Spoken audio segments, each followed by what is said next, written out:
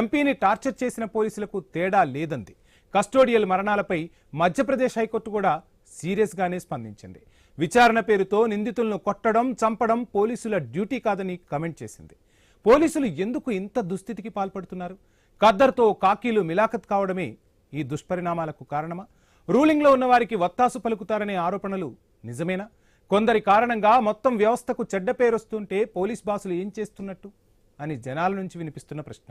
అసలు ఆ కొద్ది మందిని ఏం చేయలేకపోతున్నారా? పోలీసులను రాజకీయ నాయకులు నికాసుగా డ్యూటీ చేయనివ్వడం లేదా? అసలు ఏం జరుగుతోంది? వ్యవస్థలపై కూడా రాజకీయ నాయకుల పెత్తనం పెరిగిపోయిందా? అందుకే ఇటువంటి దారుణాల? ఇదే అంశం గురించి ఎజెండాలో మాట్లాడదాం. మనతో ఈ అంశంతో మాట్లాడేందుకు మధురెడ్డి శ్రీనివాసరెడ్డి గారు, వైసీపీ లీడర్, అదేవిధంగా సప్తగిరిగా ప్రసాద్ గారు, తెలుగుదేశం పార్టీ లీడర్, రెడ్డన్న గారు, రిటైర్డ్ పోలీస్ ఆఫీసర్, నీలం భార్గవరామ్ గారు, హైకోర్టు అడ్వకేట్, మరి కాసేపట్లో జాయిన్ అవుతారు. శ్రీనివాస్ గారు నమస్కారం. నమస్కారం అండి.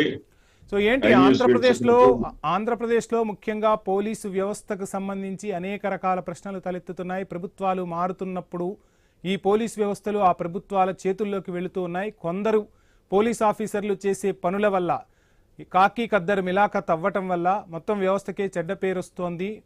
ప్రజలను రక్షించాల్సిన వాళ్లే భక్షకులుగా మారుతున్నారన్న విమర్శలు వినిపిస్తున్నాయి. సో ఎలా చూస్తున్నారు? ఏం చెప్పదలుచుకున్నారు? ఇక్కడ మీరు ఏదైతే కాకి ఖద్దర్ మిలాఖత్ అన్నారే, మీరు అన్నటువంటి దాన్ని నేను పూర్తిగా సమర్థిస్తున్నానండి. ముందుగా మన తోటి ప్యానలిస్టులందరికీ కూడా, సప్తగిరి ప్రసాద్ గారు నాలాగే ఆయన కూడా లెక్చరరు, ప్రొఫెసర్, ఆయన అందరికీ కూడా శుభ సాయంత్రం. నేనేమంటున్నానంటే, మనకు చిన్న కథ ఉందండి. తోటకూర నాడు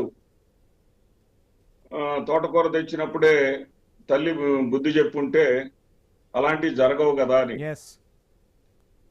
తెనాలిలో దళిత కుర్రోళ్ళని గాంజా సేకరించారనో లేదా అమ్మారనో వాళ్ళని మోకాళ్ళ మీద నిలబెట్టి బహిరంగంగా శిక్షిస్తే ఆ పోలీసులను ప్రభుత్వం వెనకేసుకు రావటం అనేది ఏదైతే ఉందో, అంటే గంజాయి లాంటి చర్యలకు పాల్పడ్డప్పుడు పోలీసులు చేసేది కరెక్టే అనిపిస్తుంది కదా. విద్యార్థుల భవిష్యత్తు నాశనం అవుతుంది, యువత భవిష్యత్తు నాశనం అవుతుంది. సో అలా నలుగురు చూసినప్పుడు ఇలాంటి శిక్షలు పడతాయన్న భయం కూడా ఉంటుంది కదా.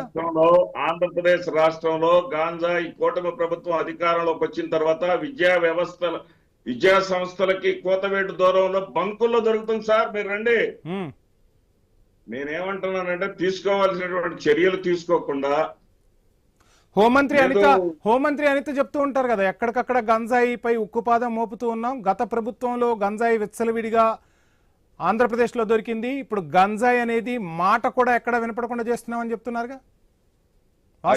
ఎంత అబద్ధాలంటే ఒకే ఒక విషయం చెప్తానండి. హోంమంత్రి అనిత గారి పేరు మీరు ప్రస్తావించారు కాబట్టి, ఈ ఆంధ్రప్రదేశ్ రాష్ట్రంలో మహిళల మీద వేధింపు కేసులు ఈ 2 సంవత్సరాల్లో కూటమి ప్రభుత్వం అధికారంలోకి వచ్చిన తర్వాత 44,586 కేసులు ఉంటేనండి, 44,586 ఈ 2 సంవత్సరాల్లో ఇన్ని కేసులుంటే దీంట్లో కన్విక్షన్ అంటే నిరూపణ జరిగి వాళ్ళకి శిక్షలు వేసినటువంటిది కేవలం 546 మందికి అండి.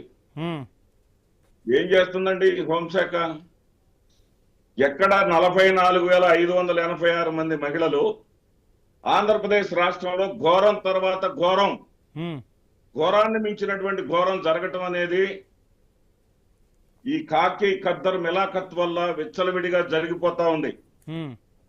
ఆంధ్రప్రదేశ్ రాష్ట్రంలో పరిస్థితులు ఎలా ఉన్నాయంటే, ఈ రోజున ఇతను మిస్సింగే కాదు, సాయికృష్ణ మిస్సింగే కాదు, సాయికృష్ణకు ముందు క్రాంతి కుమార్ అనేటటువంటి దళితుడు, అదే నాగరాజు, సిఐ నాగరాజు మీద ఏది ఆయన ఏంటి జగన్ హయాంలో మొత్తంగా రఘురామకృష్ణరాజు పైనే దాడి చేశారు. రఘురామకృష్ణరాజుకు సంబంధించి కస్టోడియల్ విచారణకు సంబంధించి కూడా అనేక అంశాలు తెరపైకి వచ్చాయి. ఆయనే స్వయంగా మా మీద మేము పొరపాట్లు చేసామే కదా, అంతే కదండి మమ్మల్ని ఇంటికి పంపించింది.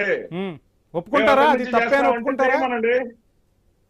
మేము అంతకు మించి చేస్తామంటే చేయమనండి సార్. మీరు ప్రతిదానికి కూడా వైసీపీ చేయలేదా, వైసీపీ నిన్న కూడా అంతే.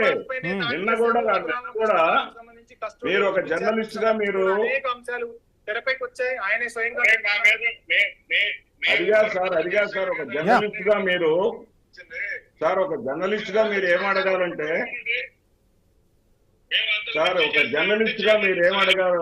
భార్గవరామ్ గారు ఒకసారి మీరు స్పీకర్ ఆఫ్ చేయండి, మీ వాయిస్ రిపీట్ అవుతుంది. యా సార్, మీరు ఒక జర్నలిస్ట్ గా మీరు అడగాలంటే ఈ ప్రభుత్వం ఏం కంట్రోల్ చేసింది అని అడగాలి. మీ ప్రభుత్వంలో ఈ ప్రభుత్వం ఏం కంట్రోల్ చేయలేదు కాబట్టి ఈ ప్రభుత్వం చేస్తున్న ఈ ప్రభుత్వ వ్యవస్థలో జరుగుతున్న అన్యాయాన్ని ప్రశ్నిస్తున్నాం. గత ప్రభుత్వంలో జరుగుతున్న అన్యాయాన్ని కూడా ప్రశ్నిస్తున్నాం. నేను ఇంట్రోలోనే చెప్పాను, ప్రభుత్వాలు మారుతున్నాయి. ప్రభుత్వాలు మారినప్పుడల్లా ఆ ప్రభుత్వాల్లో కొంతమంది పోలీస్ అధికారులు రాజకీయ నాయకుల చేతుల్లోకి వెళ్లిపోతూ ఉన్నారు. దానివల్ల ఈ ఇబ్బందులని కూడా నేను మెన్షన్ చేశాను. సో మాట్లాడదాం సార్, ఈ అంశం గురించే మాట్లాడదాం. షార్ట్ బ్రేక్ తీసుకుందాం. Stay tune.